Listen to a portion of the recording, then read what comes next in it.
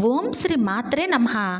ఈ వీడియో కనుక మీకు నచ్చినట్లయితే లైక్ చేసి జై గణేష అని కామెంట్ చేయండి. సకల లోకంలో ఆదర్శ గుణాలు రాశిగా పోస్తే మనకు కనిపించే దేవుడు రాముడు. రాముడు గొప్పవాడా, రామనామం గొప్పదా అని అంటే రాముని కంటే రామనామమే గొప్పదని చెప్పే కథలు చాలా ఉన్నాయి. లంకా నగరంపై దండెత్తేందుకు రాళ్లతో సముద్రంపై వానసేన వారధిని నిర్మిస్తూ ఉంది. రాయిపై రామ అని రాసి ఆ రాయిని నీటిలో వేస్తే అది తేలిపోతూ ఉంది. ఇదంతా చూస్తూ ఉన్న రాముడికి నా పేరు రాసిన రాయి పేరుతో ఉంది కదా, నేనే రాయి వేస్తే అనే ఆలోచన కలిగింది. దాంతో శ్రీరాముడు ఒక రాయిని తీసి సముద్రంలోకి విసిరాడు. ఆ రాయి సముద్రంలో మునిగిపోయింది. అది చూసిన రాముడు ఆశ్చర్యానికి లోనై పక్కనే ఉన్న హనుమంతునికి ఈ విషయాన్ని చెప్పి ఎందుకు ఇలా జరిగిందని ప్రశ్నించాడు. అందుకు రామ అనే నామం రాసిన రాళ్ళే పైకి తేలుతాయి. మీరు వేసిన రాయి పైన రామనామం లేదు కదా, అందుకే మునిగిపోయింది అని హనుమంతుడు సమాధానం చెప్పాడు. అంటే రాముడి కంటే రామనామం ఎంత బలమైందో కదా. రామాయణం కంటే బలమైన రామనామం. రావణాసురుని చంపిన తర్వాత అయోధ్య నగరం చేరుకున్న శ్రీరాముడు పట్టాభిషేకం చేసుకొని రాజ్య పరిపాలన చేపట్టాక అయోధ్య నగరంలో రామసభ కొలువుతీరి ఉన్న సమయంలో ఒకరోజు విశ్వామిత్ర మహర్షి సభకు వచ్చాడు. మహర్షిని చూస్తూనే రాముడితో సహా సభలోని అందరూ లేచి నిలబడి మహర్షికి నమస్కరించారు. కానీ ఆంజనేయుడు రామనామ జపంలో మునిగి ఉండటం వల్ల విశ్వామిత్రుడు రాకను గమనించక నిలబడలేదు, నమస్కరించలేదు. దీనిని ధిక్కారంగా భావించిన విశ్వామిత్రుడు కోపంతో రామా, మీ సేవకుడు నన్ను అవమానించాడు, నీవు అతడిని శిక్షించు అని రాముడిని ఆదేశించాడు. విశ్వామిత్రుడి మాటలు జవదాటలేని శ్రీరాముడు హనుమంతుడిని శిక్షించేందుకు సిద్ధమయ్యాడు. ఈ విషయం తెలిసిన హనుమంతుడు నారద మహర్షి సలహా మేరకు రామనామాన్ని జపించడం మొదలుపెట్టాడు.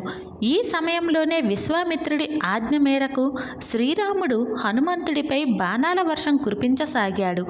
రామనామ జపంలో నిమగ్నమైన ఆంజనేయుడిని రామబాణాలు ఏమీ చేయలేకపోయాయి. అలసిపోయిన శ్రీరాముడు పట్టుదల అధికంగా చివరకు బ్రహ్మాస్త్రం ప్రయోగించేందుకు సిద్ధమయ్యాడు. హీరోగా నారద మహర్షి అక్కడకు చేరుకొని, మహర్షి, హనుమంతుడు నీ రాకను రామనామం జపం వల్ల గమనించక నమస్కరించనంత మాత్రాన మీరు మరణదండన విధించమనరా? రామనామ జపం హనుమంతుడిని రామబాణాల నుంచి రక్షిస్తూ ఉంది. ఇప్పటికైనా మీ ఆవేశాన్ని, కోపాన్ని తగ్గించుకొని ఆజ్ఞను ఉపసంహరించండి అని విశ్వామిత్రుడితో చెప్పాడు. ఆ మాటలను విని విశ్వామిత్రుడు బ్రహ్మాస్త్ర ప్రయోగాన్ని నిలుపుదల చేయించి హనుమంతుడి రామభక్తిని మెచ్చుకున్నాడు. దీనిని బట్టి రామబాణం కంటే రామనామం గొప్పదని అర్థమైంది. యుగ యుగాలకు సర్వలోకాలను తరింపజేసిన మహిమానిత్వమైన నామం రామనామం. రామతత్వం అధికం నామమితి మాన్య మహీవయం త్వయై కాతోతారి తయోధ్య నామతు భువన త్రయం అని స్వయంగా రామభక్తుడు హనుమంతుడు పేర్కొన్నాడు. అంటే శ్రీరాముడి చేత అయోధ్య తరింపబడింది, రామనామం చేత 3 లోకాలు తరించాయని అర్థం. ఓం నమో నారాయణాయ అనే అష్టాక్షరీ మంత్రంలోని రా అనే 5వ అక్షరం, ఓం నమశివాయ అనే పంచాక్షరీ మంత్రంలోని మా అనే 2వ అక్షరం కలిస్తే రామ అనే నామం అయింది. అంటే హరిహర తత్వాలు రెండింటినీ ఇముడ్చుకున్న నామం రామనామం. రామ అనే పదాన్ని గమనిస్తే రా, ఆ, మా, లు కలిస్తే రామ అవుతుంది. రా అంటే అగ్ని, ఆ అంటే సూర్యుడు, మా అంటే చంద్రుడు అని అర్థం. అంటే రామ అనే పదంలో విశ్వానికి మూలమైన 3 శక్తులు ఉన్నాయని చెప్పబడుతూ ఉంది. అంతేకాకుండా రామ అనే నామంలోని రా అక్షరం పలికేటప్పుడు నోరు తెరుచుకొని మనలోని పాపాలన్నీ బయటకు వచ్చి అగ్నిజ్వాలలో పడి దహించుకుపోతాయని, మా అనే అక్షరం పలికేటప్పుడు నోరు మూసుకొని బయట పాపాలను మనలోకి ప్రవేశించవని చెప్పబడుతుంది. అందువల్ల త్రిమూర్తులలో లయకారుడైన పరమశివుడు శ్రీరామ రామ రామేతి రమే రామే మనోరమే సహస్రనామ తత్తుల్యం రామనామ వరానమి అని పేర్కొన్నారు. రామ రామ రామ అని 3 సార్లు నామం జపిస్తే చాలు శ్రీ మహావిష్ణువు సహస్రనామం చేసినంత ఫలం లభిస్తుందట. అటువంటి మహిమాన్వితమైన రామనామ గొప్పదనాన్ని చాటే నిదర్శనాలు ఎన్నో మనకు పురాణాల్లో కనిపిస్తున్నాయి. శని బాధలు చేరనివ్వని రామనామం పూర్వం ఒకసారి శనీశ్వరుడు ఎలాగైనా హనుమంతుడిని ఆవహించి కష్టాలు పాలు చేయాలని భావించి హనుమంతుడి వద్దకు చేరుకున్నాడు. అదే సమయంలో హనుమంతుడు రామనామాన్ని జపిస్తూ ఉన్నాడు. హనుమంతుడిని సమీపించి శనీశ్వరుడు తన మనసులోని కోరికను చెప్పగా, నేను ప్రస్తుతం రామనామ జపంలో మునిగి ఉన్నాను. రామనామ జపం ముగిసిన తర్వాత నీవు నన్ను ఆవహించు అని సమాధానం ఇచ్చాడు. అందుకు అంగీకరించిన శనీశ్వరుడు నిరీక్షించసాగాడు.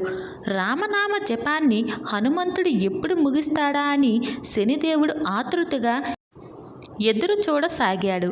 గుండెల నిండుగా సీతారాములనే నింపుకున్న హనుమంతుడు రామనామం ఆపేదెన్నడు.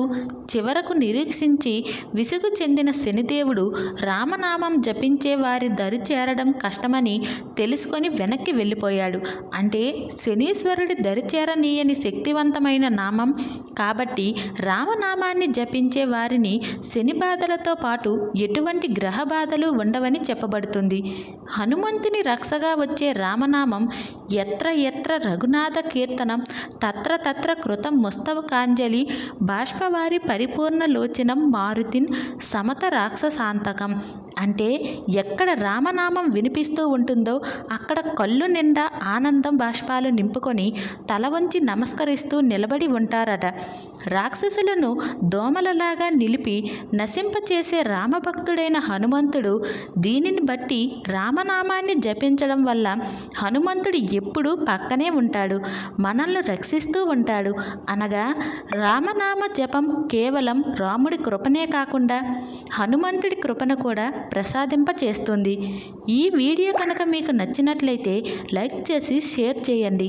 మరిన్ని వీడియోస్ కోసం మన ఛానల్ని సబ్స్క్రైబ్ చేసుకొని మాకు కొంచెం సపోర్ట్ చేయండి. ధన్యవాదములు.